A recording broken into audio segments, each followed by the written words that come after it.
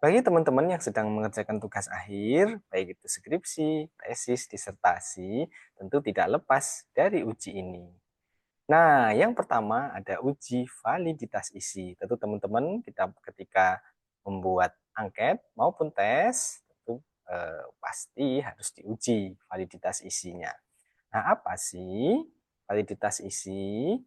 Nah, instrumen dikatakan valid menurut validitas isi jika telah memenuhi seluruh kriteria penelahan yang telah disetujui minimal oleh 2 dari 3 orang validator. Nah, biasanya teman-teman untuk validasi itu disarankan validatornya ganjil. Kalau tidak 3, ya 5. Kalau mengambil 3 validator, berarti minimal harus disetujui oleh 2 dari 3 validator. Kalau 5 berarti minimal disetujui 3 validator. Nah, akan tetapi untuk validitas isi, nah ada beberapa uji yang bisa dilakukan. Nah, yang kita bahas adalah uji kappa. Nah, maka menurut Fleiss itu uji kappa ada beberapa kategori. Nah, yang pertama, jika nilai kapanya kurang dari 0,40, maka dia masuk kategori poor agreement. Jika nilai kapanya antara 0,40 sampai 0,75 itu masuk kategori good agreement. Dan jika nilai kapanya lebih dari 0,75, maka dia akan masuk excellent agreement. Nah, untuk instrumen teman-teman, itu sebelum dilakukan penelitian, minimal harus good atau excellent agreement. Nah, maka itu harus dihitung dengan menggunakan SPSS tentunya. Mari kita hitung. Nah, baik. Ya, seperti biasa, teman-teman, kalau kita menggunakan SPSS, sebelum kita menginput data, tentu kita ke variable view. Nah, misal tadi teman-teman menggunakan validator, nah, misal kita tulis validatornya itu ada 3 dosen. Nah, misal ini dosen yang pertama. Lalu ini validator dosen yang kedua, lalu ini validator dosen yang ketiga.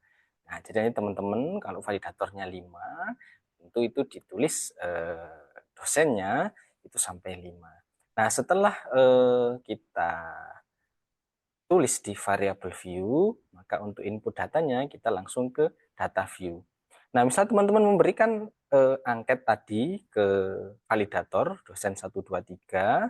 Nah, setelah dosen tersebut memberikan penilaian, tentu bisa kita inputkan nilainya. Misal 1, 2, 3, 4, 5, 2. Nah, lalu misal 1, 2, 2, 3, 3, 3. Nah, misal dosen yang ketiga memberikan skor 2, 2, 2, 2, 4, 3. Nah, misal seperti itu. Nah, jadi teman-teman, setelah kita menginputkan angkanya, lalu kita uji. Jadi proses uji kappa, itu langkah-langkahnya, tentu kita ke analyze, gitu ya. Lalu kita ke scale, lalu kita ke reliability analysis. Nah, lalu untuk dosen 1 kita pindah ke kanan, dosen 2 kita pindah ke kanan, dosen 3 kita pindah ke kanan. Nah, lalu jangan lupa di option statistik kita klik. Nah, lalu kita conteng F-test, lalu bagian interclass correlation juga kita centang, di bagian model itu two-way, di bagian tipe itu konsistensi, nah dibagikan confident internal atau tingkat kepercayaan itu 95%, karena memang di penelitian pendidikan itu rata-rata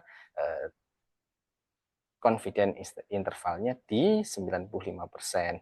Setelah itu kita klik continue, setelah itu kita klik OK.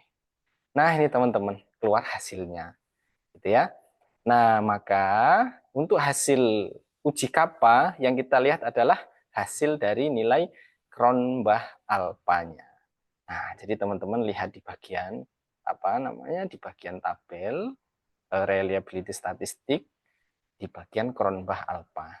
Nah, skor inilah yang akan kita gunakan atau sebagai hasil dari uji kappa.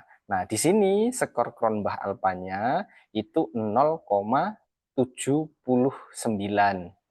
Nah, jadi teman-teman, jika tadi dilihat dari kategori uji kappa, jika dia nilai kapanya di atas 0,75, maka dia masuk ke ya excellent agreement. Nah, karena di sini hasil Cronbach alpanya 0,79 dan itu lebih besar dari 0,75, maka hasil dari uji validitas isi itu masuk ke excellent agreement.